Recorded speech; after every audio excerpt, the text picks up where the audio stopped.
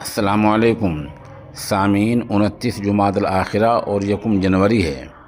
خبر کا عنوان ہے حسیب الحق کی جیل میں موت۔ معاملہ ریاست بہار کا ہے، جہاں کشن گنج کی جیل میں نوجوان حسیب الحق کی موت ہو گئی ہے۔ اس بارے میں ایک ویڈیو وائرل بھی ہو رہی ہے، جس میں اس کے گھر والے اس کے جسم پر چوٹ کے نشانات دکھا رہے ہیں۔ گھر والوں کا الزام یہ ہے کہ پولیس نے مار پیٹ کی ہے، مار پیٹ کی وجہ سے حسیب الحق کی موت ہو گئی ہے، جبکہ پولیس کا دعویٰ یہی ہے کہ وہ کسی بیماری کی وجہ سے مرا ہے اور پولیس نے اس کی کوئی پٹائی نہیں کی۔ ظاہر سی بات ہے، اس طرح معاملہ الجھ جاتا ہے اور عام آدمی کی رسائی پہنچ کم پیسے کی وجہ سے یا کسی اور وجہ سے عدالت تک نہیں ہو پاتی۔